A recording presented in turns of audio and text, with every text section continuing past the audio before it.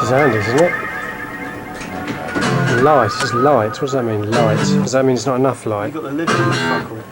Oh, is that why? I'm sorry, I just had to let you have it. He doesn't miss his chance when he gets it. No, straight in there. Yeah. Straight in. What did you just say, Cole? I said, there might be some mishap, I take, because somebody left the lens cap on. Yeah, and what did you call me, Cole? was it a fuckwit? Yeah. How rude. It was very rude, I apologise profusely. Yeah. Fucking But you enjoyed it, really? Yeah.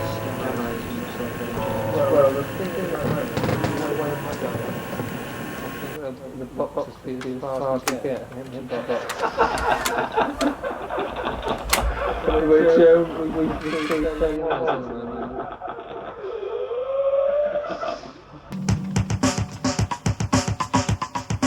Porcupine Tree started off as basically a kind of solo bedroom experiment. I mean, it was just like me having fun in my little bedroom studio at my parents' place. Well, actually, at the beginning, it was like almost a joke. I was something I was going to put out there and pretend it was this obscure kind of 60s psychedelic experimental pop group, and which is why I ended up with the name Porcupine Tree, because I wanted something a little bit psychedelic and kind of a bit silly, a bit zany. So I kind of got stuck with that name. Anyway, I started off making cassettes, released a couple of cassettes just by selling them through mail order. One of the cassettes came to the attention of a label called Delirium Records, who were just starting up. To cut a long story short, they ended up putting out a vinyl album collected from the first few cassettes I'd done, which did very well, picked up radio play, got some press. So Porcupine Tree very quickly became something which actually had the potential to be something more than just a kind of bedroom experiment. And I started to take it much more seriously, and 3 albums in, I decided, okay, I need to put a band together. I need to go out and play this music live. If it's going to reach a bigger audience, if it's going to continue to build up, then it needs to be a proper touring kind of entity.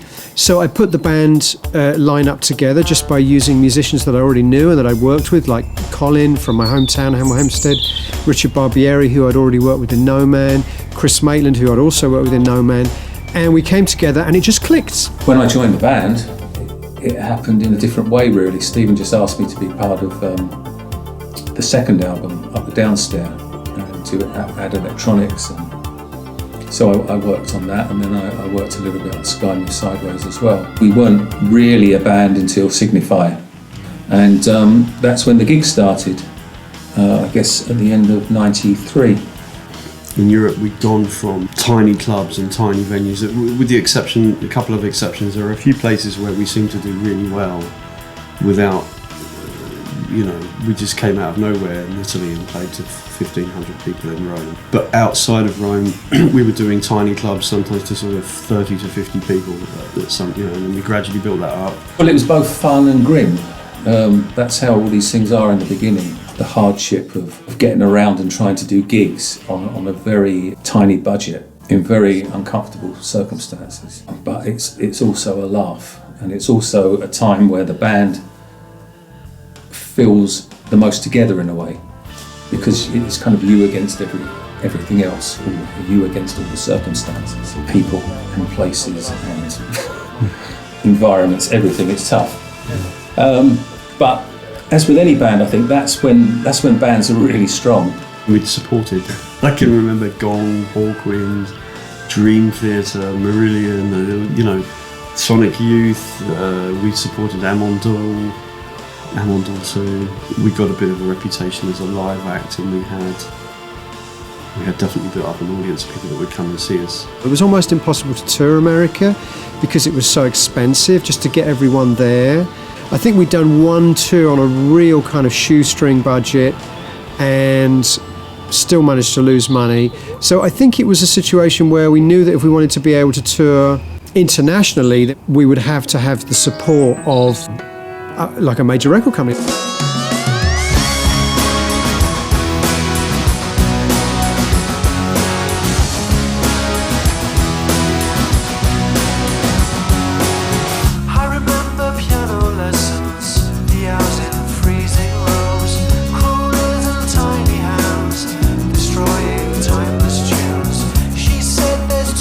Out there, too much already.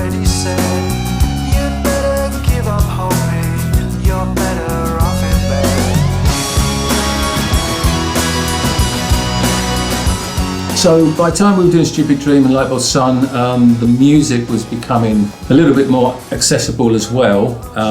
Stephen was kind of more into kind of pop music in a way, and the whole construction and compression of a great song in a shorter form. And we all really enjoyed working around those parameters. And it started to build from there. From Signify, recordings, Lightbulb Sun, Stupid Dream. That was kind of the whole second era, what I would say, of Porcupine Tree.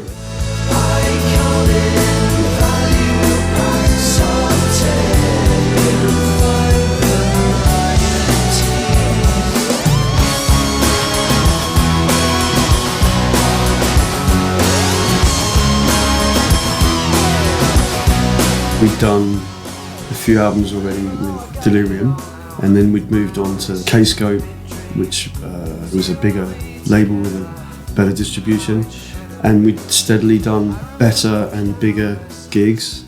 I think I'm a good judge of character and of people's potential. There wasn't any doubt in my mind when I started working with Stephen that I thought that something was going to happen. He had a respect for what I'd done previously. We kind of have an understanding. In fact, Stephen has an understanding with each person of the band, but in a different way. So in our way, he kind of got what I was doing. He got the subtleties and he got the whole sound design thing. And we both have a love of electronic music. I think by getting involved with Porcupine Tree, I think that gave it something a little bit more different and more contemporary.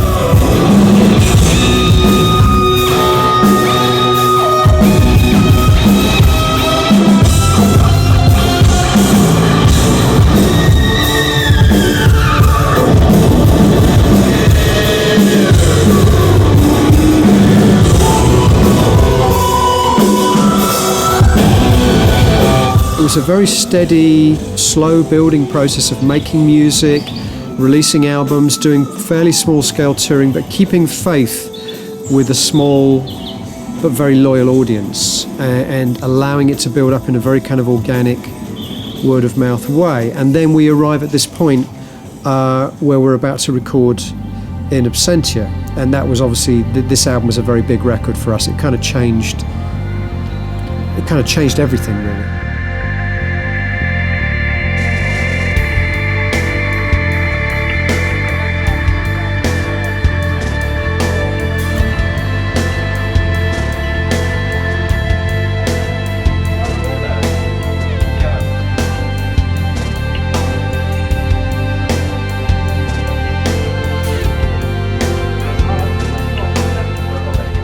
Got the attention of people that thought they could make serious money out of us, I guess, because you don't get a major label deal because somebody loves you. Artistically, I think developed as well.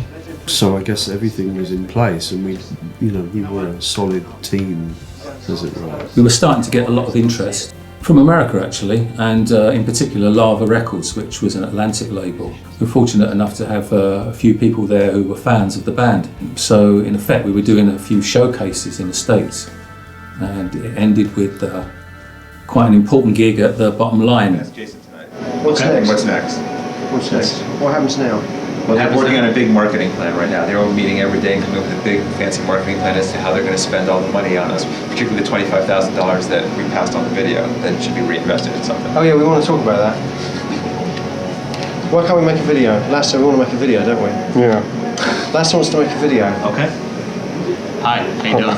No, not that kind of video. He wants to make a promo. Our English manager was a guy called Richard Allen, who'd been actually initially the boss of Delirium Records, and he kind of ended up being the manager of Porcupine Tree by default when we moved to other labels, because he knew the band and he knew the background and all that stuff. So one day this guy called Andy Leff, American guy, full of all the American blah, blah, blah, calls up Richard and says, I think the band's awesome and I can get this band a record deal if you give me the chance. I think there was a lot of discussion about it, about whether this was, something we wanted to do. And I was like, me personally, I was like, yeah, completely. So I was like, yeah, let's give this guy a chance. I've got nothing to lose. So we met him. We gave Andy Leff the opportunity to help his band because we needed help, especially outside of the UK. When you're working and dealing with people in the States, you need a different kind of approach on a business level. Richard Allen had been great on all levels for us in the UK and in Europe, but he wasn't the right, and I'm sure he'd admit it, he's not the right kind of persona to walk in to a room in the States and start, basically bullshitting, which is what it's all about. And Andy was your archetypal kind of American manager, very forward, very proactive, very willing to talk up the band. He was a fan of the band as well, so. To his credit, he did what he said he was going to do. And he went out and he got us this record deal. And so Andy ended up being the manager of the band for the rest of its, the rest of its duration. I can't say enough bad things about managers all my life. Right the way through the industry, I've just had bad experiences with managers. And I can't say I've ever met the manager or had any experience of a manager who genuinely looked after my interests, whether as a solo artist or as an artist within a band. But anyway, that's business. Business, unfortunately, is always a part of it. There's always a friction between the American sensibility and the English sensibility. Americans always tell you that everything's going to be amazing and you're going to have a guitar-shaped swimming pool before the end of the year and all this stuff. English people are always like, yeah, right, bullshit, And so there was always a little bit of that going on. I'm not attracted to people that are interested in money. I like people that are ambitious. They say, yeah, we can do this and we can do that and we can sell lots of records and we can sell out these venues. But at the same time, I've got to understand, I've got to believe inside that these guys are, number one priority for them is to do it with integrity, and it's about the art. And all the people I've ever worked with, almost without exception, would fit that description. He was very good at telling us what we wanted to hear. But he definitely give him his due. He had a bit of positive energy. That first tour we did, I think it was, if I remember rightly, it was all based around a festival we did in Pennsylvania, and the festival was kind of paying for the whole tour. And the last show we did was this show in New York at a club called The Bottom Line. Yes, I mean, at that stage we were happy to do anything, to be honest, just to go to America and just play. Also, pretty soon we got on a support slot with Yes. Yeah, again, it was, we had the whole thing of it being quite tough. I think we were travelling around in an ex-Greyhound bus with a couple of characters who couldn't navigate. So we would end up kind of going in different directions, and you'd end up in a town and then actually pass it and realise that's where you were playing, and it was, yeah, again, very funny. By that time, Porcupine Tree had a bit of a following in New York, particularly. We had a following. So it was completely packed. When Andy Karp came along from Lava to see this show in New York, he saw there was this venue that was completely full of people that knew every word of every song. And I think he was quite impressed by that. That kind of swayed him in a way. So that tour was really important, and I think we were also a really good live band. We were even by that time we had been touring a lot, not a lot, but we'd done a fair amount of shows by that time, and we'd learned our craft. And I think we were quite impressive as a live band. Yeah, it turned out fine, purely because of the strength of the band, the performance and the vibe of the group. Opportunities like that don't come along that often, and also it was quite a surprise. I think it'd been going on for some time that we knew there was some interest, and we knew that we were perhaps due a bit of a break. I think we would have signed with any record label in the States if it shown interest. We were more keen to sign with them just by the fact it was Atlantic Records, a historic label. That felt really exciting. There was no doubts from our side. We were really happy to proceed with it. These are things where it's just a chance and you have to take them. Well, Andy Karp was very, very enthusiastic about the band, and I knew that. And when he met us, he was polite and gracious and very easy to talk to. I guess we knew we weren't going to get a better offer from anybody else. He was the kind of person, the wish list A&R guy, it seemed at the time. So we were very lucky in a way to have someone like him working there at that time that kind of got it. I can't say it really worked out for him that well, because we didn't sell millions of records for him, but we did okay. And I think of all the bands that label signed around that time, I'm going to bet we're the only one that people still remember. because Lava Atlantic signed a lot of bands around that time, and I can barely remember the names of most of them. So I think in a way he was kind of proved right. We're the band that kind of endured, you know, our legacy endured. He was going to sell this kind of weird experimental album-based music to the millions of, you know, unwashed across America, which was a lovely dream, you know, and we kind of all had it at the time. We got the deal, and that's where things started to change, and Stephen started making preparations, I guess, for In Absentia.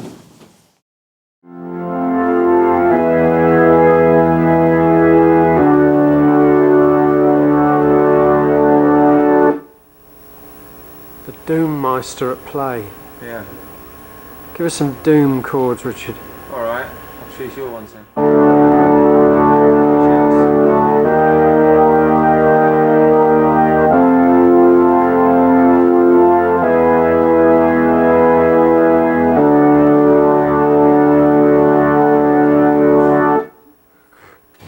The main thing that happened around the time in my kind of, not so much in my personal life, but certainly in my listening tastes, was that I really developed an interest in metal music and quite extreme metal music. And I think it was quite an exciting time for heavy music. I mean, I was working with the Swedish band Opeth and learning a little bit more about how those guys think about music and how they make music.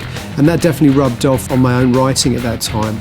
And I think what was really important is because there was this long period between the previous two records, Stupid Dream and Lightbulb Sun, which were almost made back to back, I mean, made literally within months of each other, which I think is like 2.5 years or something.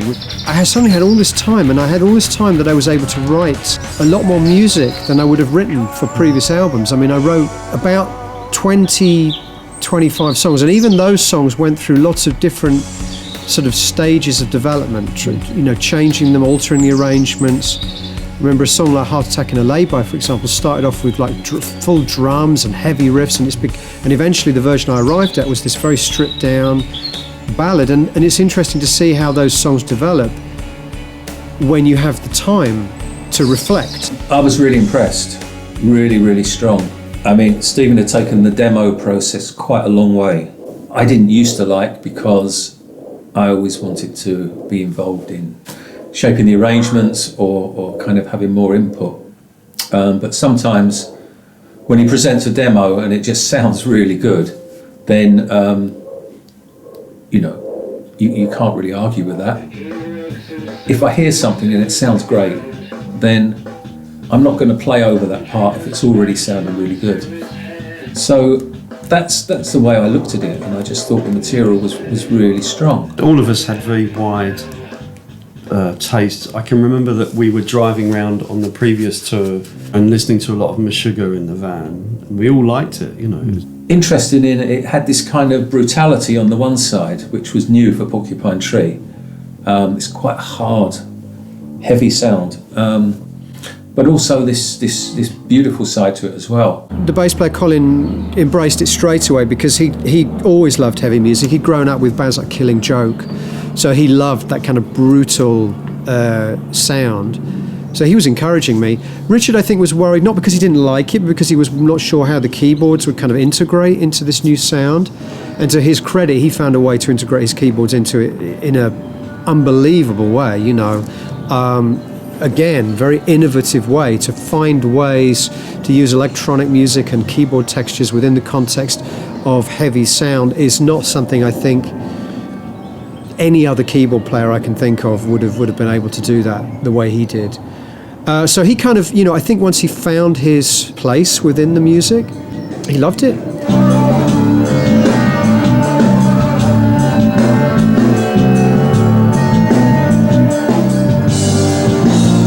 I'm throwing you off, am I? Not really.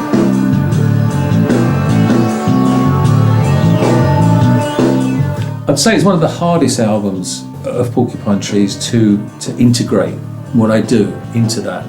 But I think it's one of the best two Porcupine Tree albums, definitely.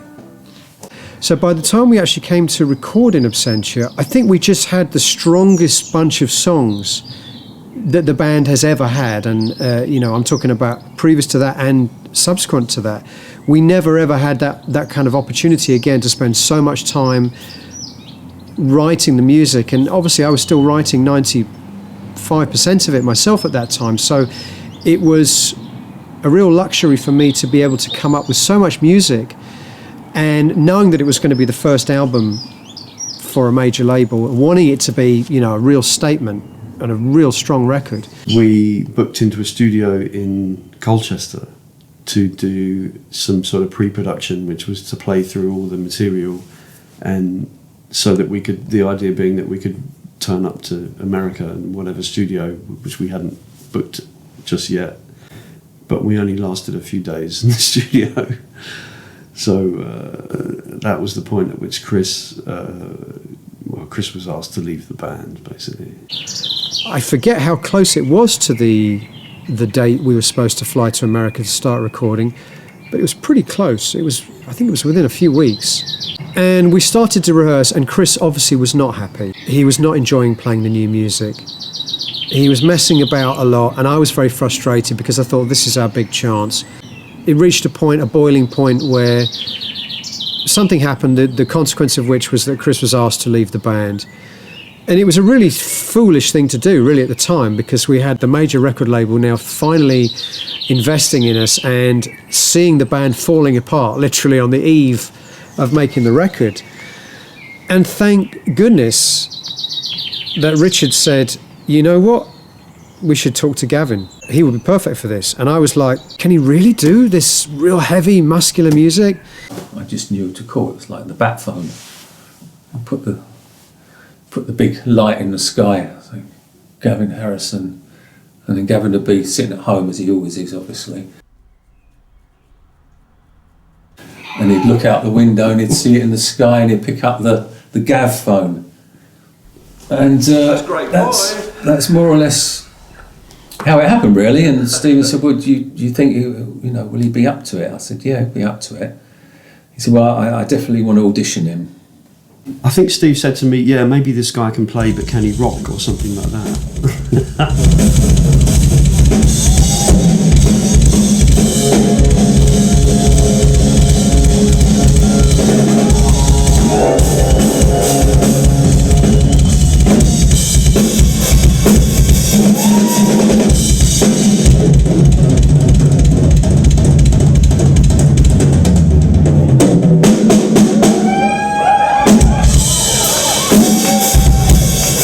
In 1986, I was on tour with Iggy Pop for his Blah Blah Blah album and tour. Later on, just working as a freelance professional drummer, really, and worked with a lot of pop stars, like Paul Young and Lisa Stansfield and Level 42.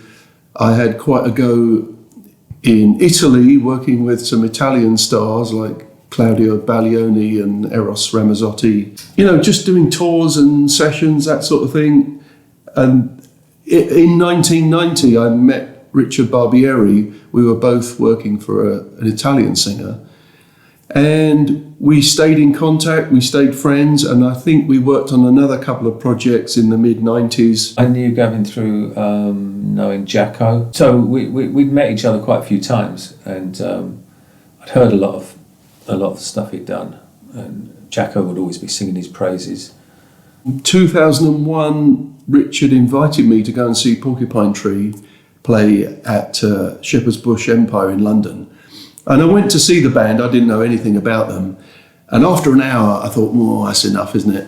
So, I didn't know any of the songs or any of the things, so I got a general impression of what it was about. So I left after an hour and I sent him a text saying I didn't feel well. That's right, he came to one of our shows. Yeah, he said it was a load of old rubbish, but it was nice to see us. About 9 months later, he called me up and said, that band that you came and saw last year? Well, our drummer's just left. Are you available in about 4 weeks' time to come to New York and play on our record, which was in absentia? We'll just pay you as a session musician and you can come and do it like that. And I said, yeah, okay.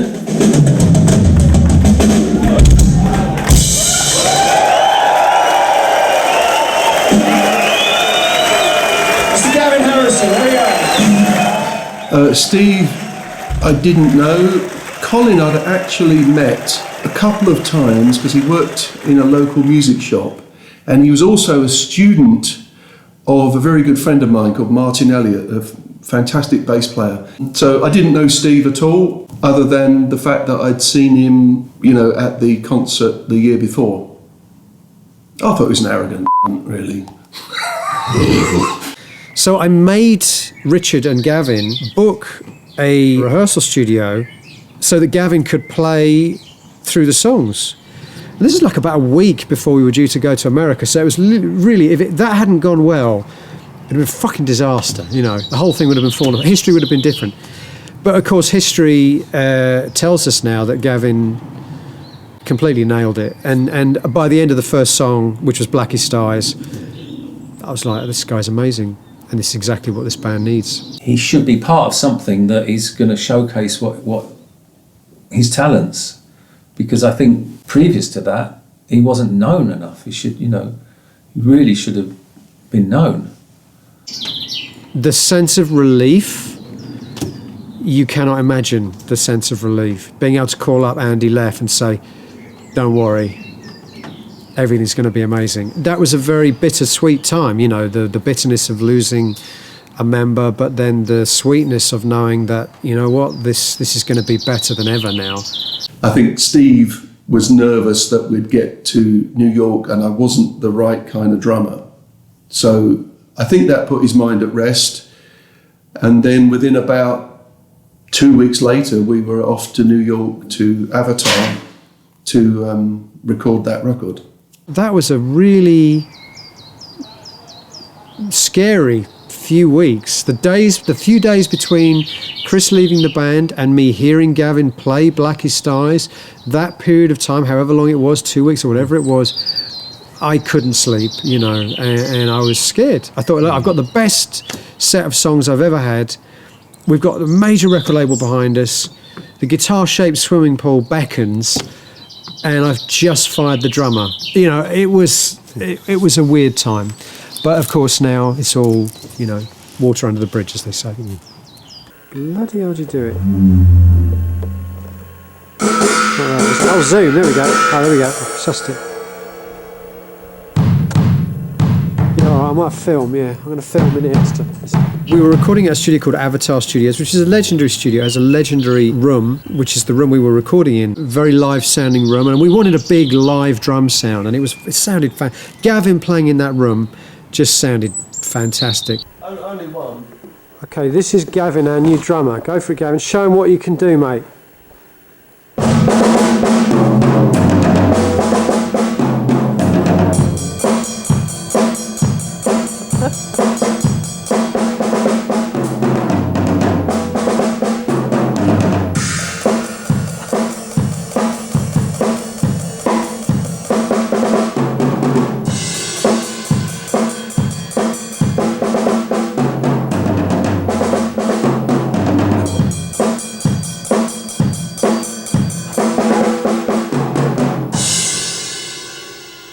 And there'd be a lot of very famous recordings done in that room, and it's got a legendary large wood room which is just ideal for drums. So I was very excited to go there. I think it's one of the best sounding rooms I've ever played in. Paul Northfield, the engineer, was great, and we got a really good sound pretty much straight away. And for the first time ever within Absentia, whatever you need to make this record is available to you. And I can remember Gavin setting his kit up, and it sounded good to me as soon as he started playing anyway. So I think immediately there was a lot of sonic options that we had that wouldn't have been possible in a cheaper place. And then we set the drums up, Paul put the mics on. We tested the drums for maybe 20 minutes and did a couple of test recordings, getting ready for the analog digital decision, because that was quite a big one. Very quickly, it sounded great. Instruments, studios, engineers. We used a great guy to mix it called Tim Palmer, who did a great job mixing it. Another very expensive studio in Los Angeles. All of these things were finally available to me to make the record sound as good as it possibly could. And I still think it's probably the best sounding Porcupine Tree record. Oh, Paul Nilfield was fantastic. Very, very experienced engineer. So we couldn't have hoped for a better scenario with that studio and that engineer. It would have been crazy if it didn't sound really good. Probably not the greatest environment for me, but on the other hand, from a production point of view, being part of the album, it was exciting because it was somewhere different. You're right in the middle of New York, so it's an amazing vibe. It does rub off on you in the end, wherever you're recording. I think it was perfect for that album. I loved every minute of it, and it was easy. There was nothing about that recording process that was painful. It was a pleasure to make. Everything sounded good right at the beginning, right through the process. Everything fell into place and clicked. And it's not something sometimes you can plan for. There's a lot of luck involved. I just remember Gavin taking loads of money off me for beating me at darts. I remember they had a dartboard in the studio, and Richard likes a little bit of a flutter. And I think I took about $100 off him playing darts. They had a darts board. And he took all my per diems off me. So I just had to survive on tuna sandwiches the whole time. We're just trying to compete for the best hypochondriac of the year award. Well, Gavin, I refuse to be out. You're on a hiding to nothing, Gavin, mate. I tell Really? you. I stumbled across a world champion. Yeah. Yeah, you sort of settle in the dynamics of the personalities of the band. Yeah. I better leave that one to you then. There's a joke somewhere. I mean, we were there to work, so it wasn't a social kind of thing. And I was very keen to get on with the job and get it done. You know, a studio like that with an engineer, we must have been pushing $2,000 or $3,000 a day. So it wasn't something, probably shouldn't have been playing darts for a couple of hours anyway. And it was a very positive 10 days for me. I think they had assigned 2 weeks to do the drums, and I think I got them all done in about 8 days. My setup there with all the vintage analog synths. I had my semi-modular, the System 700, the Prophet 5, and Micro Moog, as well as some virtual analog synths. But yeah, so I had everything there, and be working with headphones while listening to the music. And I do that all day long, really, while others are recording. So I'm coming up with sounds, ideas. So when it's my turn, I've got things prepared. So I can kind of instantly start creating some kind of an atmosphere. I might want to just do this sound, maybe a combination of 2 or 3 synths that produces these sounds like kind of insects in like that you get in the night air, you know, in a quiet place. And you think, well, what's this? We're making music here. Why are you? But it's this atmosphere that is forming part of the backdrop, and it's painting the picture, and it's sympathetic to the lyrics and to the mood. So that's hard sometimes to get across in a studio. But we did get stuff like that done.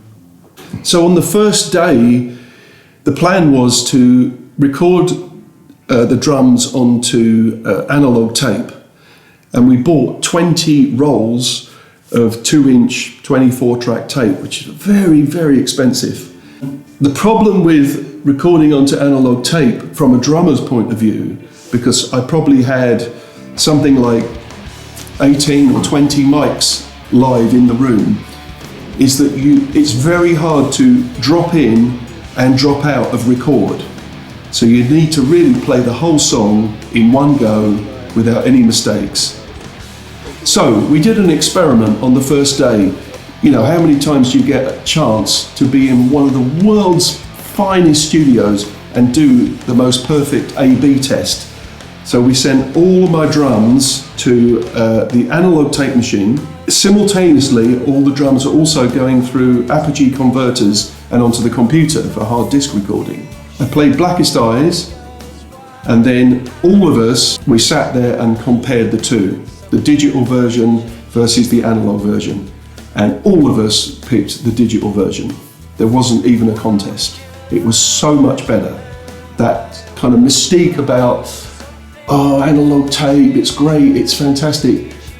That's to do with sort of nostalgia and what your memory of some albums that were recorded on analog tape that might be one of your favourite albums. But in an absolute A/B test in one of the world's best studios, we all unanimously said digital is better. So that was quite a relief for me. And so the way I like to work is I like to do 4 whole takes from beginning to end that I'm happy with. And then I listen through all 4 takes and pick the one that's got the best vibe, the best groove, the best overall feeling. And then out of the other 3, there might be one section or, just the last third of the song, I kind of played it better on, another take. And then you can do an edit on digital, which is absolutely seamless.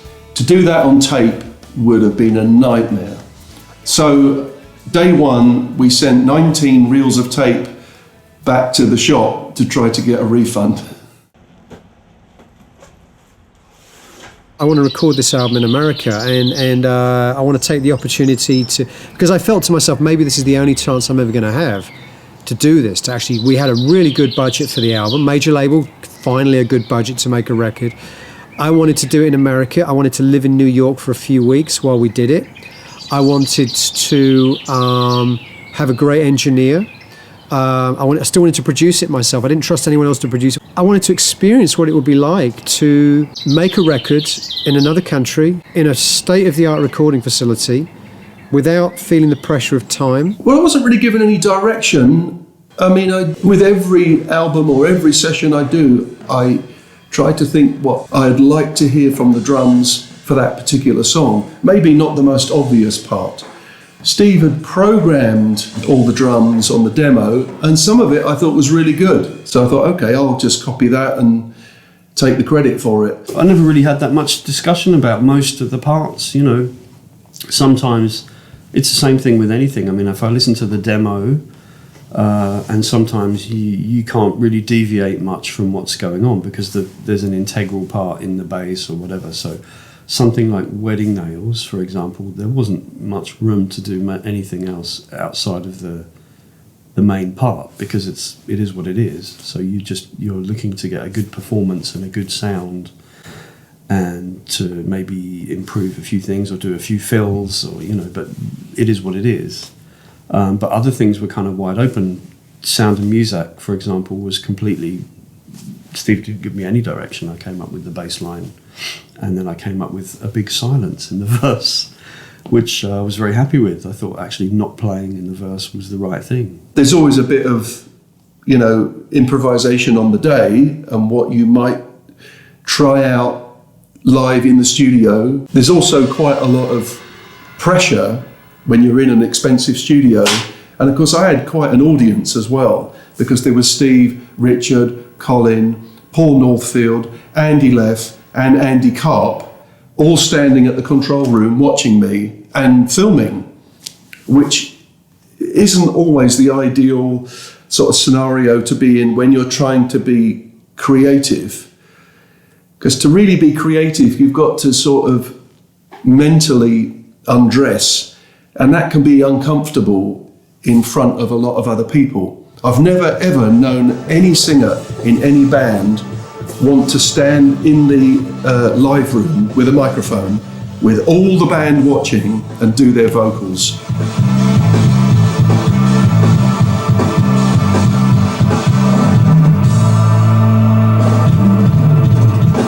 Playing more metal-based music was quite a hard thing for me to do, but I enjoyed doing that, and it led to Steve introducing me to the music of Meshuggah, the fantastic Swedish metal band.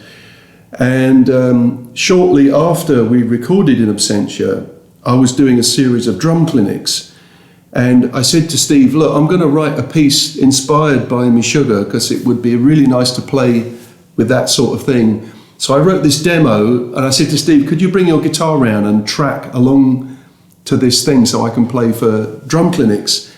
And that turned into a song called Futile, which might be one of our heaviest pieces we ever wrote and recorded.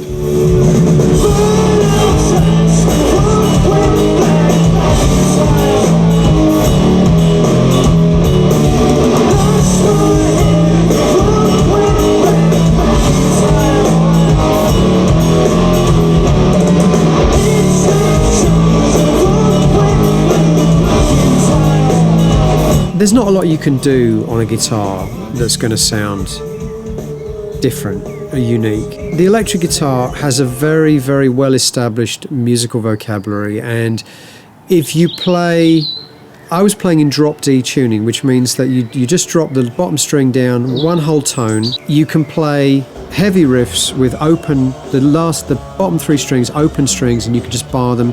And Blackest Eyes is one of the dumbest, most obvious examples of that. And it's one of those things I can't believe someone hadn't written that riff already. In fact, they probably have.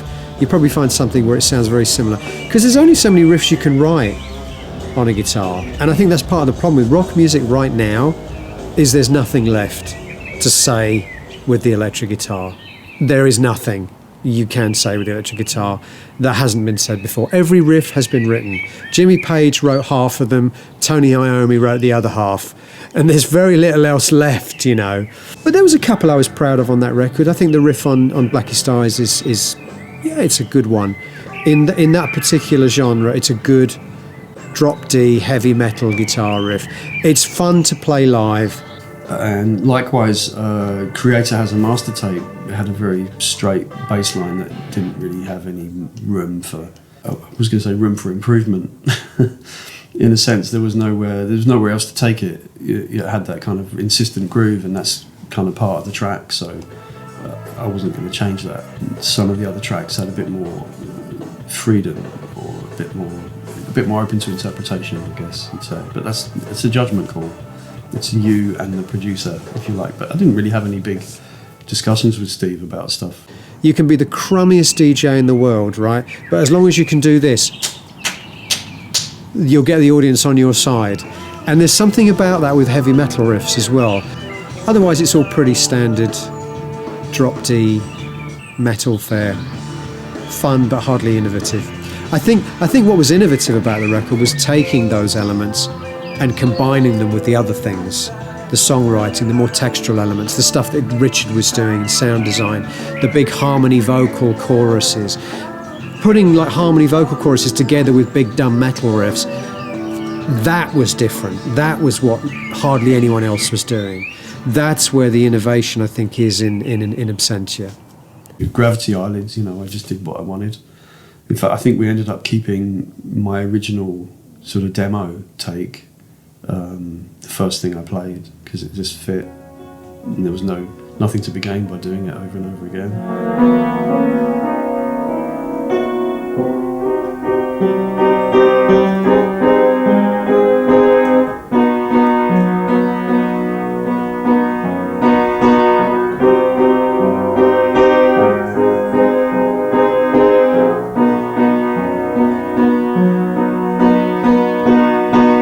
When I started out writing lyrics, I didn't really have the confidence to be direct about what I meant, about what I was saying. So I used a lot of sort of what you might call surrealist imagery, and just trying to make things sound nice, poetic, but with no meaning. And I got to the point around Signify, which was 2 or 3 albums before In Absentia, where I felt like, you know what, I want to write about life. I want to write about things that mean something to me, and I want to be more literal. And really the only thing I can point to and say this was a kind of a way that I found to do that was just by trial and error. I mean, I didn't go away and sort of read poetry books, or, I was always reading. When I was a kid, I was still reading at the time. I think for me what makes a good lyric is, obviously, it's not poetry. You're not trying to write poetry. It has to have a musicality about it. It has to work within the context of the music, so it has to have a melody to it as well as a sort of content, lyrical content. At the same time, you have to avoid, I like to avoid falling back on cliche and sort of clumsy sort of metaphor. And if you read a lot of bad pop and rock lyrics, that's the hallmark. It's bad metaphor. Silly rhymes and tears flowing into lakes and all that kind of stuff. And the real kind of cliched imagery that we've all heard a million times before. When you read a really impressive lyric, it's something which avoids cliche, avoids the obvious, but it still speaks to you in a very direct way. And it has a beauty to it which is completely connected to the performance, the music. So it's not something that you should read off the page. I mean, some great lyrics you can read. I mean, you can read Bob Dylan and Joni Mitchell lyrics off the page, but you can read Morrissey lyrics off the page. They're still good and they're still funny. But I think there's something about really great lyrics that it's the combination of the words and the performance and the delivery that makes them transcendent.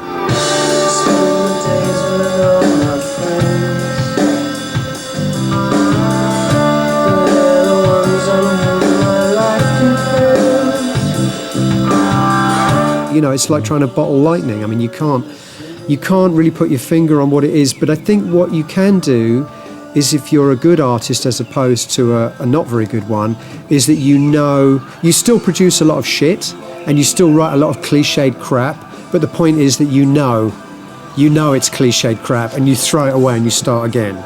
I still write songs which are not so good, but you know, sometimes I have to go with it because it just sounds good in the context of the music. And that's the other thing important about writing songs. I think sometimes you have to allow yourself to go with a, say, not so great lyric because it rocks in context. Somehow it sounds right, it rocks. Simplicity sometimes is the only thing. Finding the spaces within that material was key. I'm not a musician who has to kind of play all over something to kind of denote my worth to the piece of music. If something is sounding great, then I'm not going to do something for the sake of it. Also, if you can respect the spaces, even when there is a space and you think maybe I should do something here, but if it's just right, then just leave it. Because it's the spaces between events that make things more interesting.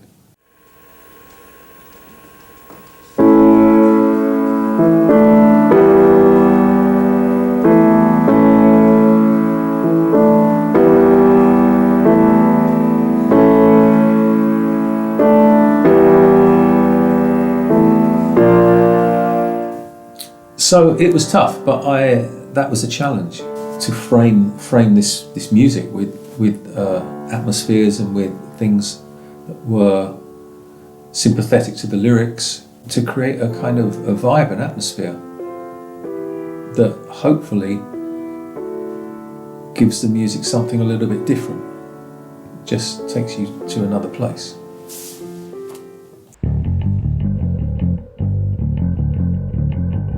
Around the time of In Absentia, I was reading a biography of a very famous British serial killer, actually two British serial killers. There were a couple called the Wests, Fred and Rosemary West, and I read this wonderful book called Happy Like Murderers, which was very different from most serial killer autobiographies because it was written from the perspective of the victims. And it was really some of the victims that survived, for example, and it was really eerie to kind of see the story unfold from that perspective. And I mean, I've always been fascinated with serial killers ever since my mum, you know, had books about serial killers around the house, and I would pick them up and I would immediately be captivated. And some people think that's really quite, you know, twisted to be interested in that kind of stuff. My kind of reply to that is that I think in many ways we're always most fascinated with the things that we have the hardest time understanding. So I'm fascinated by all facets of human psychology and life because I don't understand them, because I'm trying to understand how someone could have so little empathy for another human being that they could treat them like a toy to be used, abused, and then killed and discarded. That for me is fascinating because I don't understand it and because I have no empathy for those people at all. And I was reading these books and I was absolutely captivated, fascinated by it. There are people like this that really do walk the same planet that we do. That kind of is the main concept running throughout, and yeah, it resonates very strongly. The horrific kind of side to it comes through in some of those tracks. I didn't really pay a lot of attention to the serial killer stuff. The whole. We all read the Fred and Rose West books on the bus on the previous tour, except for Gavin, of course, who wasn't there. So I knew about this kind of obsession that he had with the serial killers and stuff. But I mean, it's not like it's a concept album, because you've got a song about the music biz in the middle and a song about 9/11, and I don't know if that really is true to say it's a concept album that all hangs around a serial killer. And so a lot of the songs ended up exploring that kind of subject matter, also extreme, appetites for things like violence and sexual violence, but at the same time trying to make the songs still have a sort of poetry to them. Stuff like Strip the Soul, just try to introduce this kind of brutal, ugly kind of sounds and just this uncomfortable sort of atmosphere.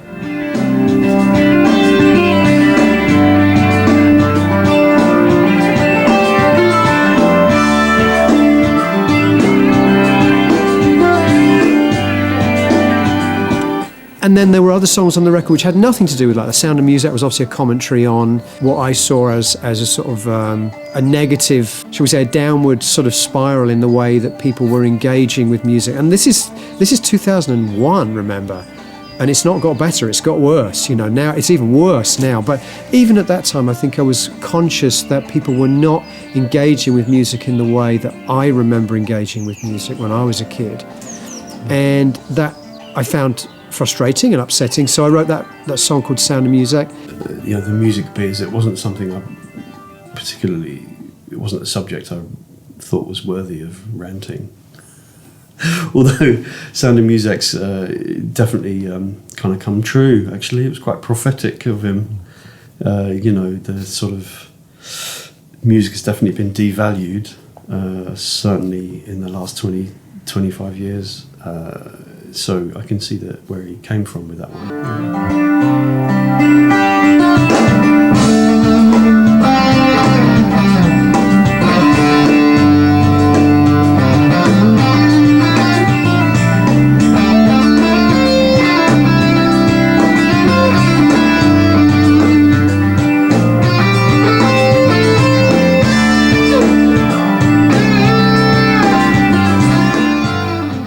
The record industry is always kind of at odds with artists trying to make art. It's worse now, for sure. There wasn't too much to complain about then. Now we see what we're presented with at the moment.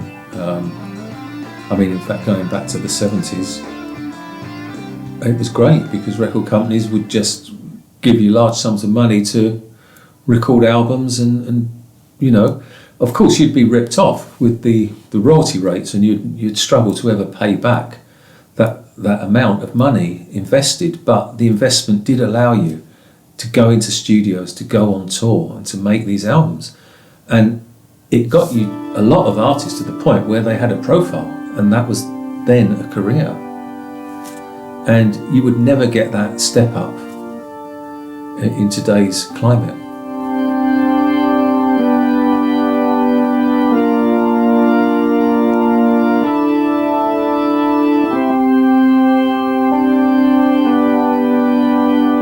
Sound of Music, the song we recorded on the second day, it has quite a signature sort of drum part, most of which I ripped off Steve's drum programming and added a few bits on top. That song just went really easy. I think it might be my first or second take.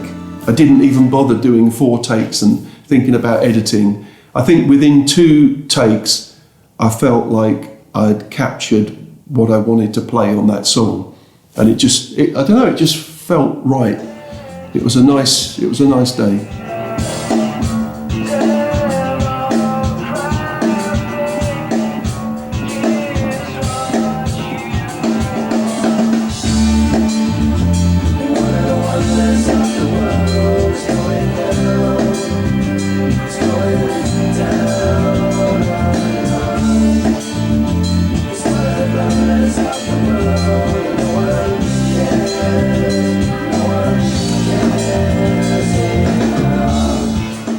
bass line I came up with in the chorus was another thing that I tried to have a sort of hook, so it's along with an odd time rhythm underneath, so it's sort of not quite predictable. I think it resolves in a really nice way. You get this tension and release going on. So it certainly proved to be a really good live number. And it does work well, yeah, the combination between the drums and guitars. I don't know why everybody loves that track. Probably people's favourite tracks are from that album, Trains, Sound of Music, Blackest Eyes. They're probably the most popular Porcupine Tree songs, I guess.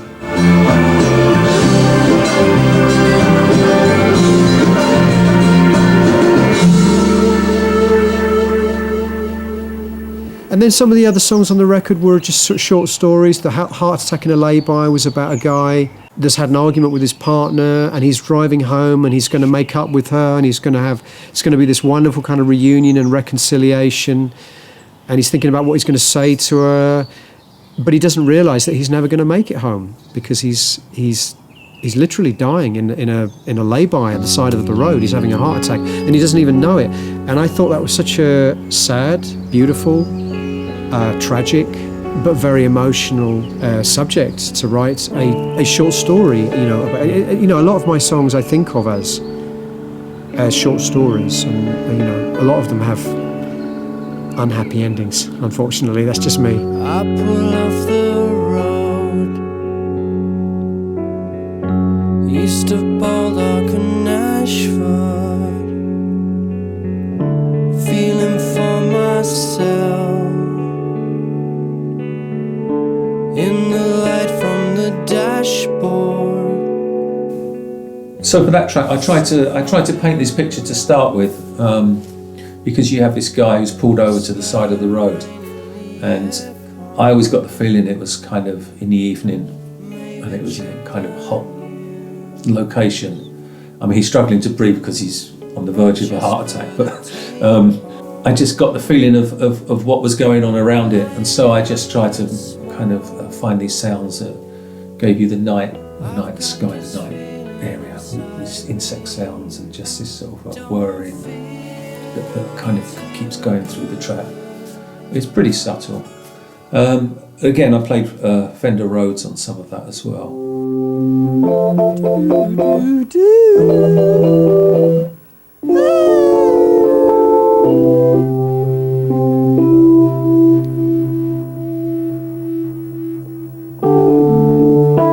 Show me some of your box standard. No, show me some of your chops. I don't know your box standard. You're reminding yourself.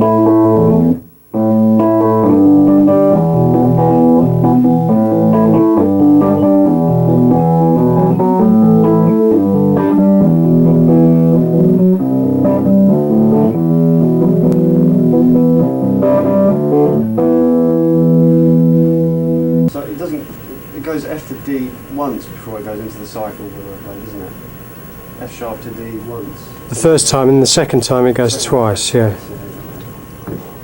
Well, that was another song where I just play very simple notes, and I just concentrate on getting a nice sound, a good or appropriate sound on the bass. But it's another very long note. It's not difficult to play or anything. It's just playing it with intention. That's the idea.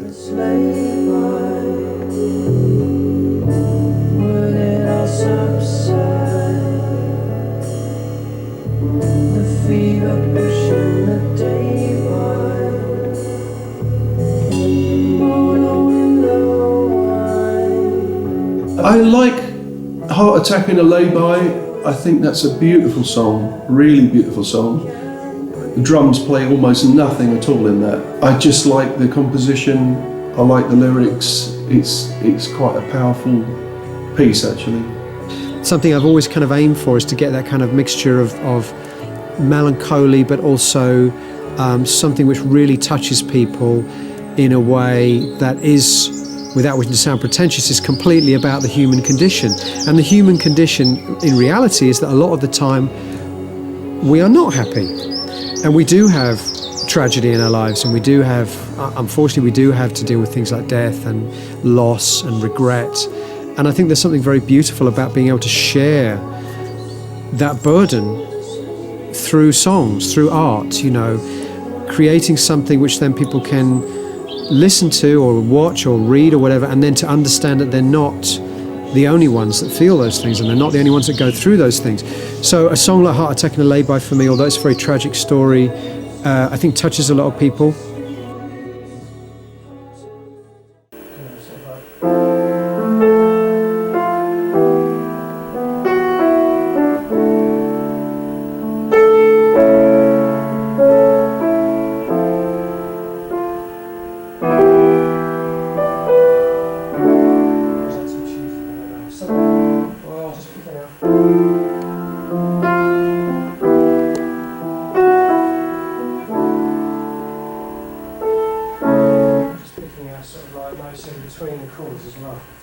Well, Blackest Eyes would be probably the track at that time where if somebody said to you, what's Porcupine Tree's music like, and you sum it up, I'd just tell them to play that track, because that kind of had a little bit of everything that was part of Porcupine Tree's kind of signature sound in a way.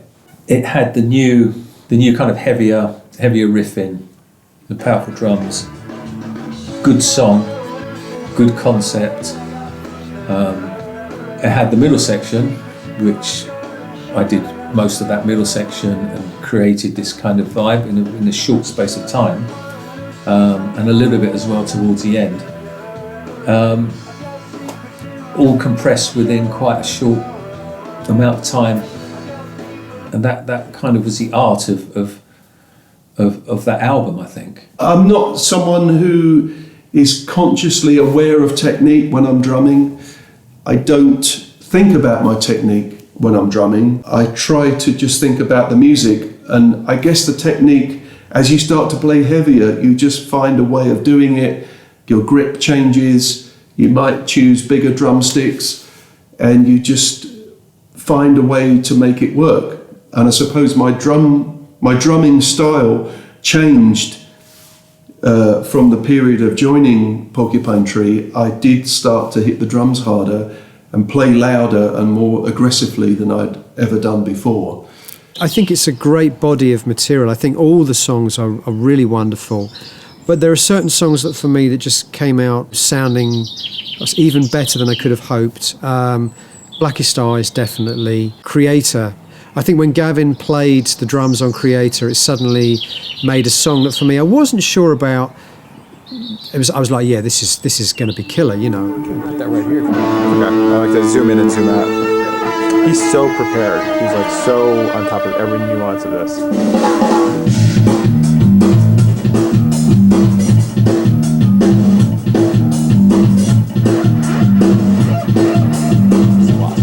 Yeah. That right-handed hi-hat thing is just so strange.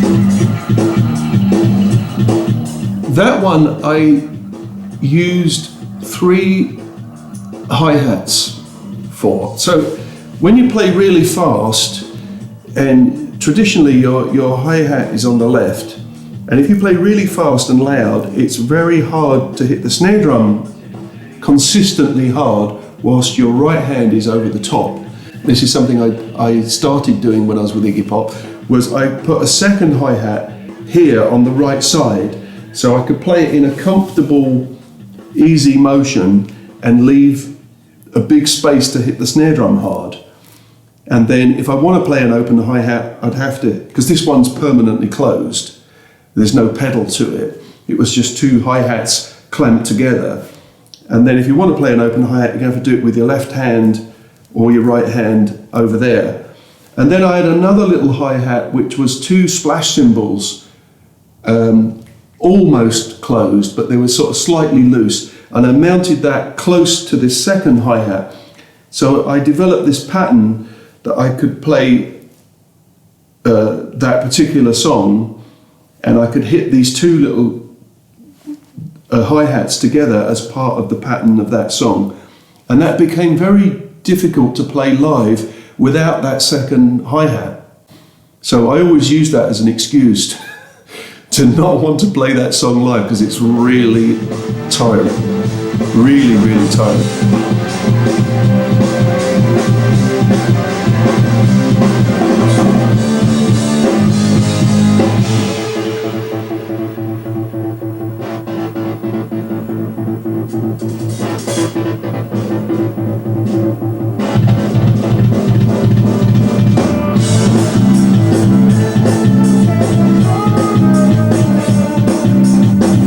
The very first show I ever played with Porcupine Tree was at the Middle East Club in Boston, and Steve thought it'd be a great idea if we started with Creator Had a Master Tape, and he said, why don't you go on and play about 32 bars on your own, and then we'll come in. So that was the very first thing I ever played live. There was probably about 35 people there.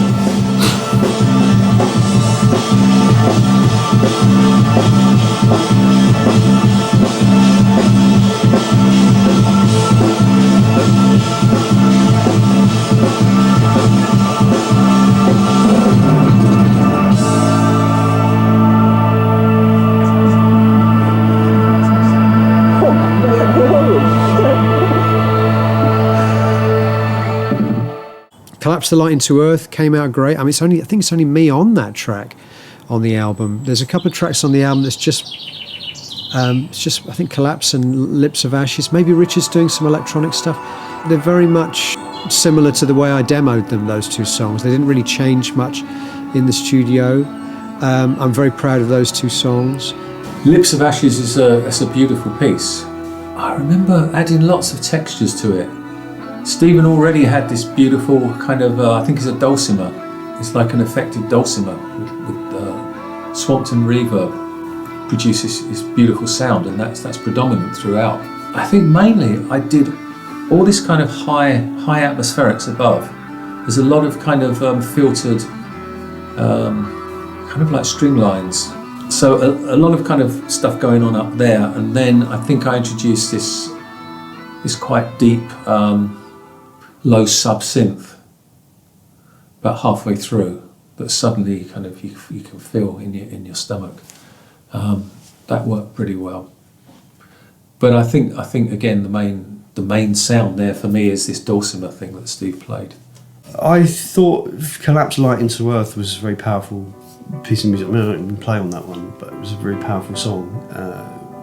And when you know what it's about, it makes a lot of sense.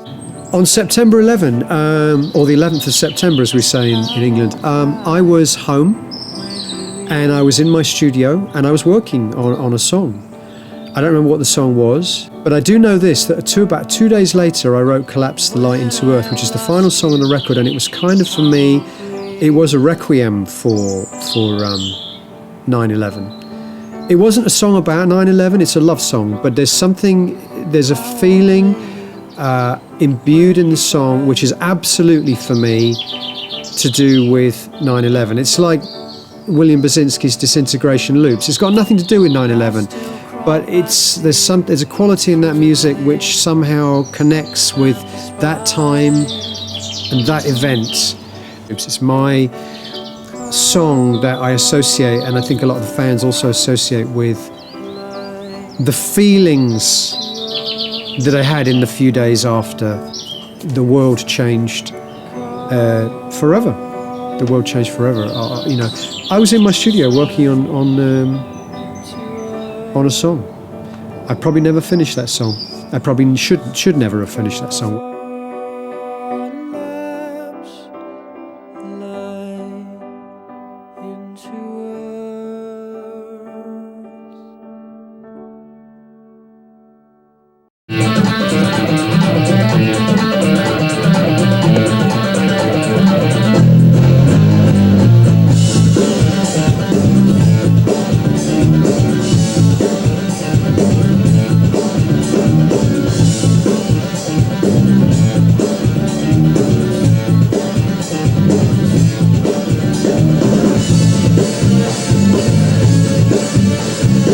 Wedding Nails, yeah, it was quite a heavy piece. As I said, I'd never played such heavy music before. I mean, I guess at least metal style music. I'd played quite heavy punk music with Iggy Pop back in the 80s, but that was quite a challenge. physically and mentally to play at that level of intensity. And also when we played it live, there were quite a few songs that were really hard to pull off live because of the amount of energy and stamina you need to play the drums in that style.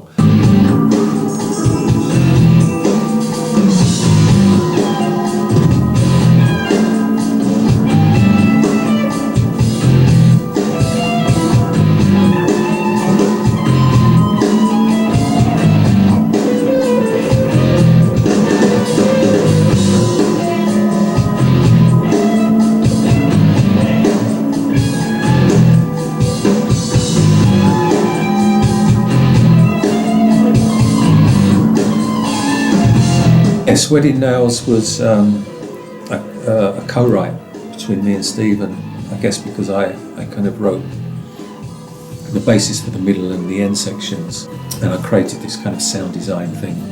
Stephen already had this space put aside and had certain atmospherics going, but I tried to kind of take these sounds into the cellar, so to speak, and make it very dark. And I kind of imagined chains scraping on the ground and very kind of burial type thing going on. And I used my sister's musical box that I recorded and kind of affected through the synths, and kind of warped that sound and used some of that. And also there was a lot of treated piano and kind of scraping on strings, and we don't talk too much about those because the studios knew what you were doing to their pianos. They go crazy. Treated piano. And I just wanted this really subterranean sort of feeling of this claustrophobic cellar, which is quite in keeping with the general kind of concept of some of those songs on the album.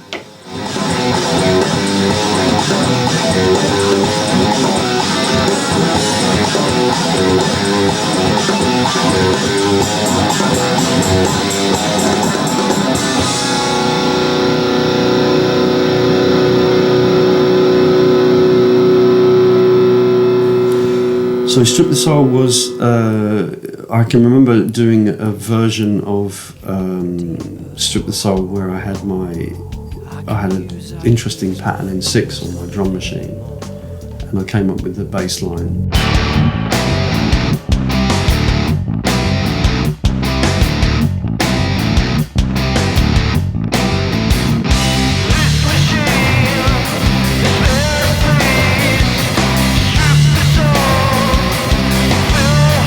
I discovered with Steve the best way to kind of give him things to work with was to give him little elements of stuff that if he liked he could build things around. So it came out of a demo. I've still got it somewhere on a mini disc.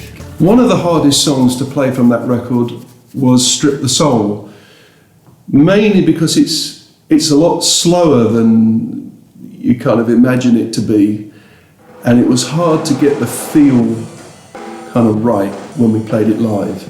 It wasn't that physically challenging like Creator Had a Master Tape was, but Strip the Soul, that's quite a hard song to really pull off really well. That is a Fender Rhodes, yeah. Always nice to play on these instruments in studios that you wouldn't normally get to play on. Things like Hammond organ, Fender Rhodes, Wurlitzer pianos, clavinets. I did a kind of little solo in Strip the Soul.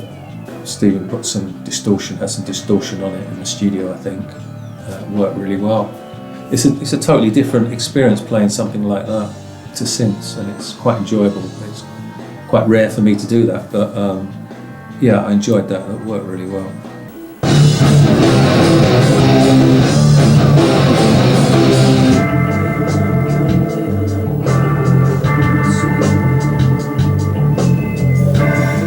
And we went round and worked on it together, and he'd had a couple of other things going on around it, and then I did something else to that track that he had at the time, and that became Dot 3.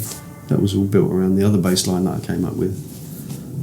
And dot 3 is beautiful. The orchestra, the whole vibe of it is just really, really nice. It has this kind of slight massive attack feel to it, sort of laid back kind of feel, and this whole textures and orchestra just sort of washes over you, really. I could listen to that for ages. Yeah. But there's a funny thing that happens when you repeat things over and over again, is that you start hearing the detail and you can get locked into a rhythm. And it's one of the things I enjoy about playing the bass is having a repetitive. I like the idea of repetition in music. In certain places it's very powerful.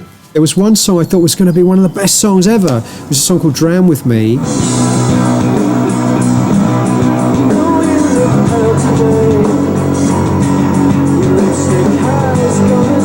It didn't quite come out the way I wanted to. So in a way this is contradicting what I said a minute ago. I said everything worked. Not everything worked. Everything was fun and most things worked, but Drown With Me is the one exception to that. It's a song that I really thought was going to be one of the highlights of the album, and it just never sounded right to me. And I left it off the record, and I think it's a shame because I think it's one of the better songs, but it wasn't one of the better recordings. And then Prodigal, which I think is one of the weaker songs, actually came out recording-wise sounding pretty good. So it ended up being on the record instead of Drown With Me. And if I have one regret, that's it. That Drown With Me should have been on the record and Prodigal probably shouldn't have been. And that's just a very personal thing. There might be people out there that love. Listen, I love Prodigal. I think it's a good song, but to me, there was a better song that should have been in its place. Yeah.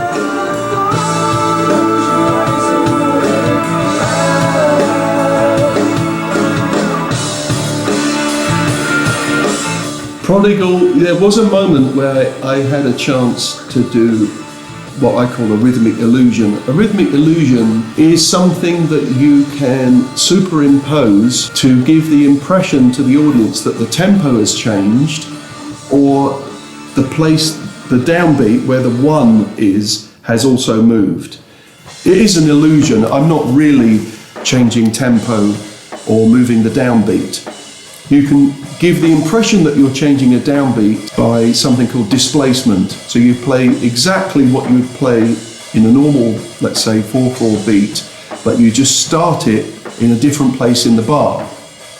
So when you move it into a different place, it presents the listener with a bit of a dilemma. It sounds like we've done an odd time signature, and that now the downbeat and the backbeat have moved. The way you can give the impression that the tempo has changed is by changing the subdivision. So let's say you're playing in eighth notes. If you start to play in triplets and then you keep the spacing of the bass drum and the snare drum the same, it will sound like you've slowed down or sped up in a weird amount, usually 2/3. So it gives the impression that the tempo's changed. It's just an illusion. And I used a little bit of that, a tiny bit of that in Prodigal.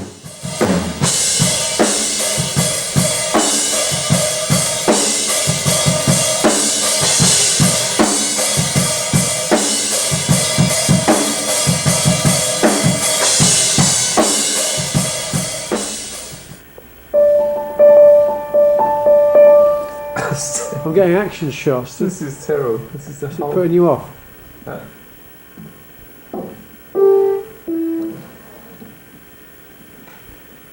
I hate being at the piano. The keyboard solo on Gravity Eyelids, yeah, I'm very happy with that. I'm not really a soloist as such. I'll play solos. I don't know how much they qualify as solos in the rock world. Yeah, that was my usual kind of approach of the Prophet, with distortion and a lot of noise modulation as well, which interacts really nicely with the pedal. Also, towards the end of that solo, you can hear a kind of like this laser gun type thing. It's just actually swapping through patches and then going back to my solo sound and then swapping through more patches. So I mean, I just try to do abstract things during the solo, and that worked quite nicely, I think, and it worked live as well. I was very conscious of the length of note. You can play a note and then you can let it ring. It's another thing that people don't think about very much, but some players don't think about it very much. You can play a note and let it ring and hold it and then stop it, and you get the space. And I was kind of thinking about that with gravity eyelids, with the slides. I'm not playing anything particularly difficult, but it becomes powerful in a sort of intention in the way that you play it, and that was kind of what I was aiming for.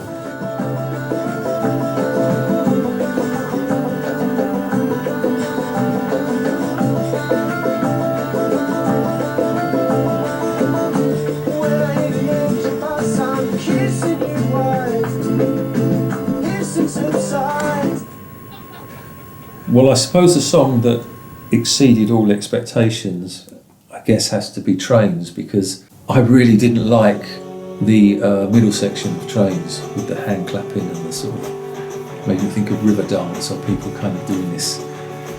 And I just really didn't like it. But it's become like the most popular thing. And having played it hundreds of times, it's the highlight of the show where all the audience join in and everybody loves it, and it's become this. So, I mean, I was so wrong about that. Let him have it, Richard. Let him have it. No, I don't think that works really. What does it sound like? Dishes? Yeah.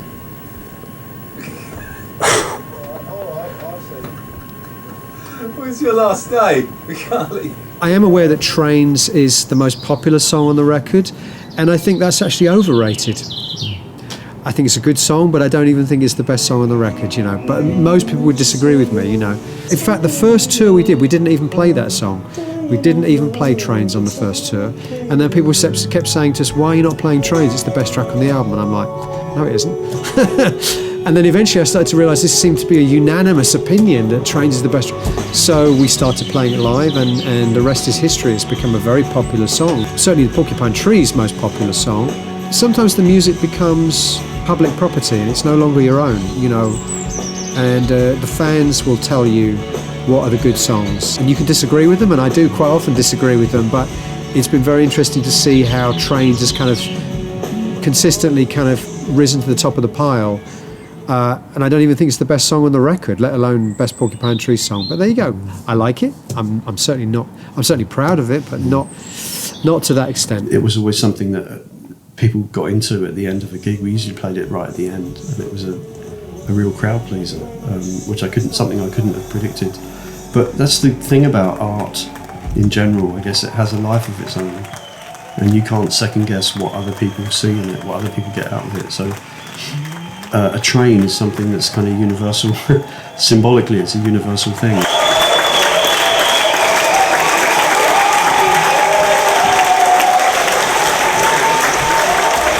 I'm still writing songs about nostalgia for childhood. It's one of the tragic things that when you're a child you don't appreciate it, and then when you're grown up you spend most of your adult life wishing you were still a child, wishing you could go back and kind of enjoy it for what it was, which was an incredible time in your life when you have no responsibility. Everything is magical, everything is a new discovery, and I have a lot of nostalgia for that time in my life. Partly because I don't think I was very happy as a child. I wish I should have been, but I don't think I was very happy as a child. And I'm a lot happier now, but I look back at the child version of myself and think, well, you really should have enjoyed it more than you did. So songs like Trains, which for me are, you know, they're very much kind of a longing for a time in my life when I did have a sense of awe and a sense of wonder about everything, you know. All the music I was hearing, all the books I was reading, all the movies I was discovering, even the sounds of, you know, the sound of trains is still, it still has a kind of Pavlovian effect on me. When I hear it, I kind of instantly am transported back to my childhood because I grew up within distance of a train station, and when I was going to sleep at night, I would hear the sound of the trains coming into the station and going out, and it's something that has become almost like a soundtrack to my past and to my childhood. Maybe people can't relate so much to serial killers or to the death of the music industry, but they can. Everyone can relate to a song about nostalgia for childhood.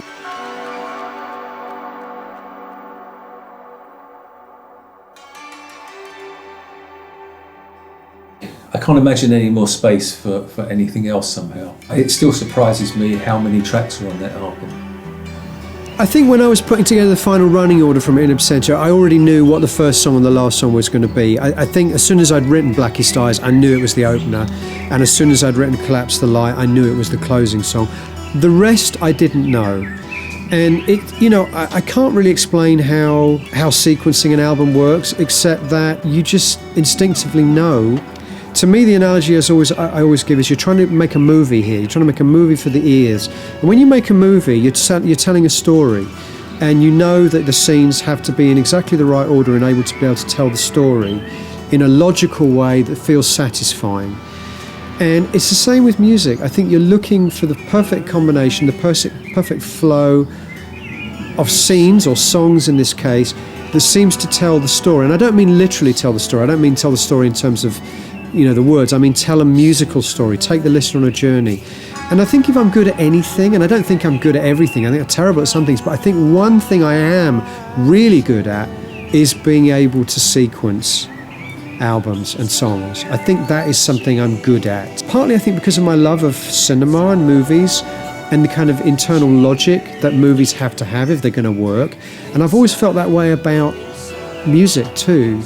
I'm growing up hearing albums like Dark Side of the Moon and The Wall and the Floyd conceptual rock records, and understanding that there is something about those albums that works because of the flow. Not the songs themselves, which are amazing, by the way, but sometimes weaker songs can feel stronger if they're sequenced well, and the other way around. A great song can feel not so good if it's in the wrong place in the sequence. So there is a real art to that. I think I was pleased with how most of it turned out. The Sound of Music turned out really nice. The mix of it's really nice. You can really hear the tone of the drums, and the whole record was quite an impressive, arc of all the pieces put together. The sound we got on In Absentia was definitely one of the better Porcupine Tree albums sonically. Because of the studio, I guess. I kind of feel it's got a bit more balls as well than some of the others. In terms of songs that were completely left off the record, there's a few songs on the demos disc in the special edition that have never been heard. There's one called Imogen Slaughter, which I love, but it would have been completely wrong for In Absentia. It's like this sort of garagey, trashy. I think I was thinking I was Sonic Youth that day, and I love it. And Richard does some of this kind of crazy electronic stuff on it, but it's really twisted, and probably the fans would have hated it anyway. Not that that's ever stopped me, but it wouldn't have fitted on In Absentia. There's a song called Watching You Sleep, which is a really pretty song, which I never even considered as a possible for the album. I don't think I even ever played it to the rest of the band, but I discovered it while I was excavating the session tapes, and I listened to it and I said, you know what? It's a good song. People should hear it.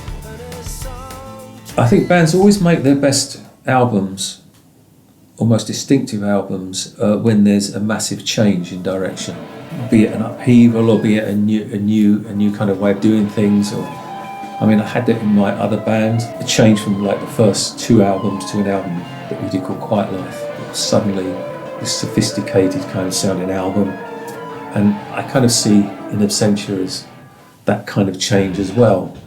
The songwriting, how it was sonically, the use of orchestra, the use of various instrumentation, the kind of very defined concepts, the artwork, everything came together. And in a way, it was condensed to the point where you could have 11 or 12, I don't know how many songs on there, 12 songs. I think that was the art in that album. And I think that's why it will stand as one of the best, if not the best, Porcupine Tree album. But overall, I think we made the right decisions with the track listing and what was left off and what went on. I think that was the album itself stands up as a strong. It's kind of meaningless these days in streaming, but from beginning to end and the sequence and everything, I still stand by the decisions. Open your eyes now. Hear me out before I lose my mind. I've been waiting for hours. Let the soul flow. Feel my color. Lasse Hoyle came into my life shortly after we made the album, and I had no idea what I wanted. Actually, no, it's not true. I did have a strong idea what I wanted for artwork. I had this idea, which I talked to Carl Glover about, is I wanted family pictures where the faces had been ripped out or defaced, almost like a serial killer trying to erase his parents or his family life or his history. And I had this idea, and Carl did a great mock-up of it, but everyone hated it. And I understand why, because although conceptually it was strong, it just didn't look very sexy. It just didn't kind of pop as album artwork. And this is we're well into the era here now where it's all about CDs. And at the time, actually, no one was buying vinyl even, so it was going to be that big. You know, it's that big. So the problem with my idea that Carl mocked up was it was too conceptual. It didn't leap out at you. The thing is that I remember that artwork, it took a long time actually, because we had a few iterations of different, maybe even a couple of different designers giving us ideas, which I don't think anything particularly resonated with me. I can remember before being sent loads of photographs of sort of suburban American families, and it's not something I can relate to because it's not part of my background. It's big American cars, and it didn't work. It didn't, whether that was a conscious decision to sort of appeal to the American market or not, I have no idea. But it didn't do anything for me. So we were looking for something really strong, and then one day my manager Richard Allen said, "Oh, this guy called Lasse Hoyle has contacted me from Denmark, and he sent me some of his work. Would you like to see it?" And I said, "Yeah, what the hell." He sent it over, and I think it might even have been the first image I looked at. Was the blue head image, and I said to myself, I might even have said it out loud, I said, "That's the cover. That's the cover. There it is. Serial killers, an album about serial killers, an album where you are talking about people who are somehow psychologically damaged. This is a perfect image without being crass. You think about how a death metal band would have interpreted that. It would have ended up looking really crass and really sort of, childish, sorry death metal bands. And this was to me, this was a really classy and not obvious way of representing mental health and people who are sick, mentally sick. And it was perfect. If I remember rightly, it was in that weird place in Denmark, in Copenhagen, what is it called? Christian. Yeah. He came in, I thought it was somebody who'd come to murder us. I was really scared because he had this really imposing sort of presence. But it was the start of working with Lasse for right up until the last album.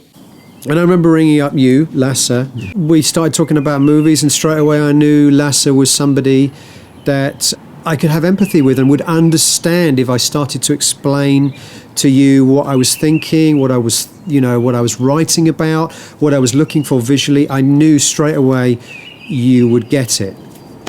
And it's just a shame that you turned out to be so talentless.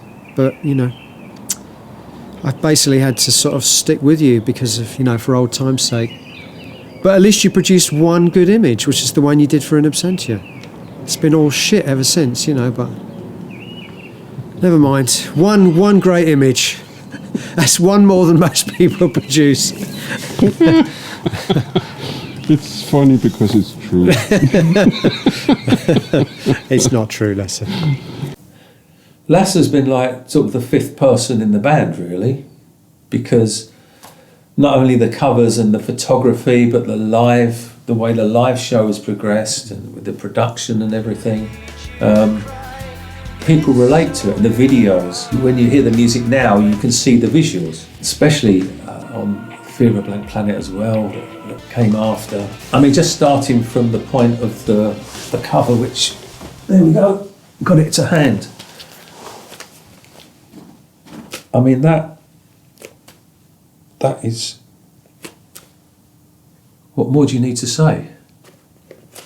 In a way, it's like the music. It's very to the point, it's very direct, and it's got the concept all there. I don't like that part, where we look like dug up corpses. But yeah, and Lass has become a friend, somebody who's there, but we can ignore, we don't have to. It's not like when you work with other people, he's just part of the thing. And that's the way it's been ever since, and ever will be. Yeah, exactly. It's the TARDIS.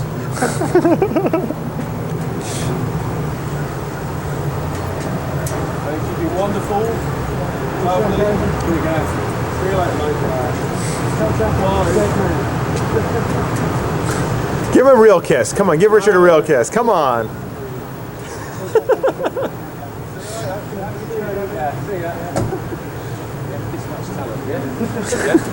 This much talent.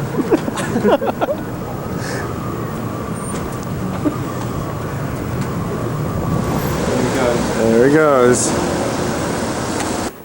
Well, I think Stephen was very keen to have Gavin join the band after the sessions. So I mean, already when we were in New York making this album, there were, I guess, negotiations going on behind the scenes. Andy Leff was in awe of Gavin, the record label, Andy Karp, and I guess Stephen wanted it settled so that he knew that there'd be a band going forward.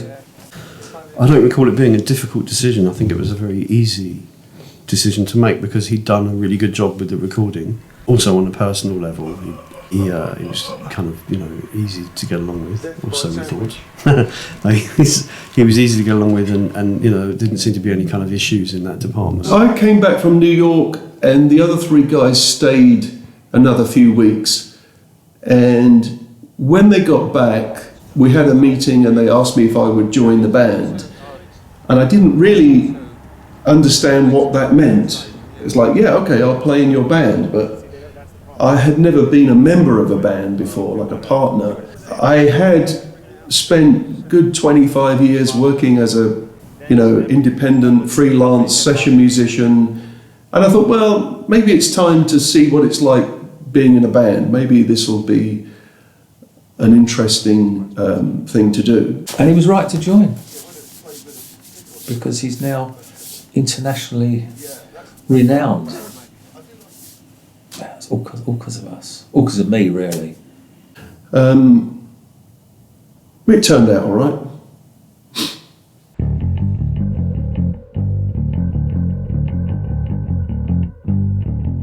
So really, to sum up, In Absentia is a landmark album for me personally, and I think Porcupine Tree as a group. It was a landmark album because it was the first time we worked with Gavin as the drummer in the band. It was the first time the metal aspect really came to the fore.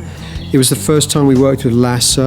It was also the first time we started to experiment with things like visuals and videos on stage.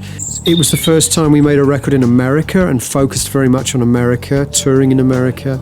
And the audience began to change as well, because the audience until that time had been more people like me, like old hippies, and suddenly we started to see kids, metal kids, art rock kids coming to the shows, people wearing Radiohead t-shirts and 9-inch-nails t-shirts, and I love that, I love that because I loved all these different kinds of music too. So it very quickly went from being middle-aged guys in Gong t-shirts to being kids in Radiohead t-shirts and Opeth t-shirts and 9-inch-nails t-shirts, and I really like that, and I still see that diversity in my audience now, and it began there.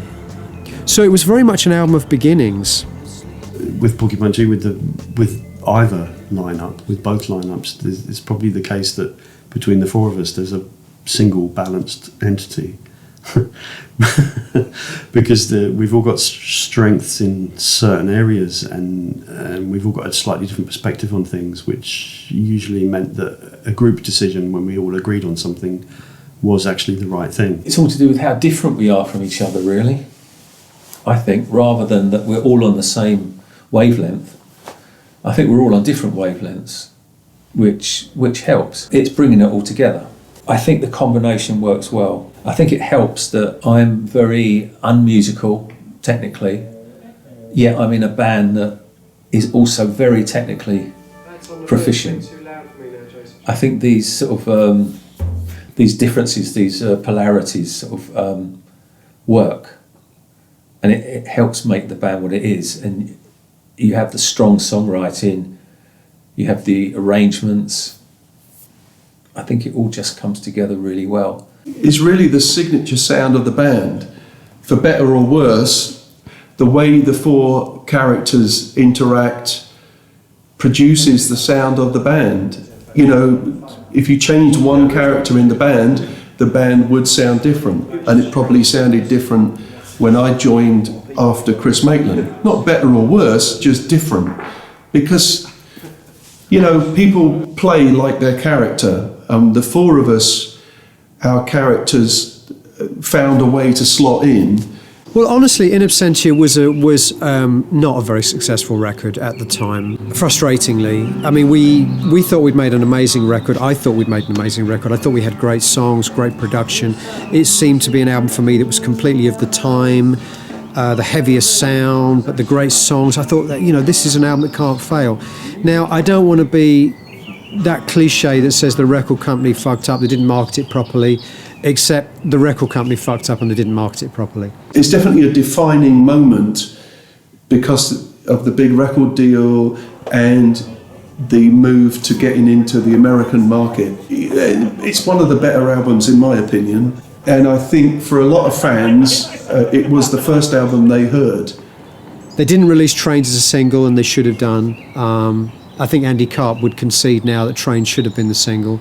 They picked Blackest Eyes, which again I thought was a great song, should have been a great single. I found myself completely unable to play the promotional game that you're required to play to be successful in America, which is to go on stupid chat shows and radio shows at 7 o'clock in the morning. And I was asked to do a few of these things, and I was terrible at it. I mean, I couldn't do it, and we did a few of those, and I felt really uncomfortable about it.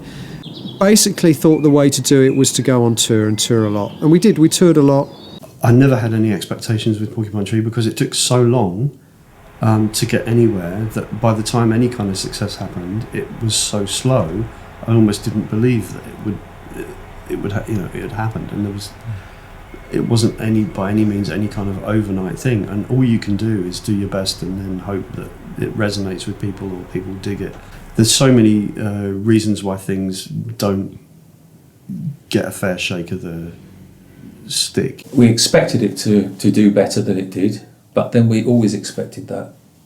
We always thought we should be selling more records, playing to more people, and doing better. We never stopped feeling that, really. We thought we'd made this kind of amazing album and that everybody should hear it. I mean, the main thing is it's there, and I think over the last decade or two, new people are coming to it all the time. I think we had a unique kind of sound going on there that was, you couldn't compare it to anyone else at the time and say, it sounds like them. Maybe subsequently some people have tried to sound a bit like Porcupine Tree. The album has been, I think, what you'd call a slow burn album. It's an album which continues to be rediscovered and discovered by new fans. It didn't sell a lot at the time, but I think most people now have this idea, this impression that it did sell a lot. It really didn't. I don't know what it sold over the years. It's probably sold pretty well over the years, but at the time it sold 40,000 copies, which was nothing then, and it's nothing now, It was disappointing. But I think probably it's continued to sell 20,000 copies every year since it was made. So in some ways it's something to be more proud of. It wasn't an instant success, but it's a record that continues to resonate. I guess I'll take that. I'll take that. I'm pleased. I'm pleased that the record has still got it's got longevity to it, and it still sounds good. When I was remastering it, I thought this still sounds good. The songs are good. The production is good. The lyrics, the sentiment is all relevant still, and I can understand why it is still, I think, probably on balance, the most popular Porcupine Tree record, along with Fear of a Blank Planet. Yeah, In Absentia, Fear of a Blank Planet, they're my two favourites too, yeah. We spent a lot of time together over those 8 years. Spent an unhealthy amount of time sitting on buses and sitting in dressing rooms, hours and hours and hours. You sort of grow up, your life changes, things happen in your life, and it all moves along with the band.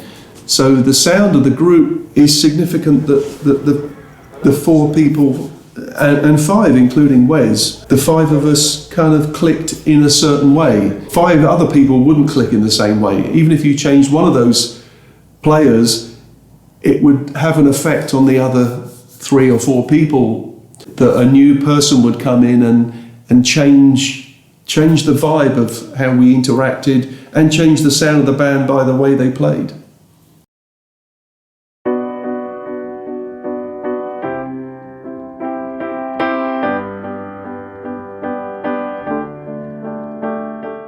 When Porcupine Tree ended, it was because I felt like we had painted ourselves into a corner with that kind of metal crossover sound, and I didn't know what else to do with it. And I think actually after In Absentia, although we made some great music after that, In Absentia was the peak, and there was a sense of the inevitable. 3-4 albums later, for me, it was like, okay, now I want to do something else. And In Absentia really was the defining album cycle stroke project, which for me perhaps defined Porcupine Tree, and I think defined the sound of Porcupine Tree in the minds of all the people that like that band and listen to that band, still listen to that band today. I think In Absentia, a lot of people would agree, is the defining sound of that band, and that ultimately also for me was the reason why it ended. And maybe that's not a bad thing. That's just an inevitable thing that happens when a band makes a defining record. In a sense, it's difficult to go anywhere else after that. I think the band did suffer a little bit from that, which is why I think it was absolutely the right decision to finish it when we did. But In Absentia does stand for me as the kind of jewel, the crowning achievement of that. That and Fear of a Blank Planet. I think partly because Fear of a Blank Planet was so conceptually strong to me, visually and lyrically, that had a very strong concept.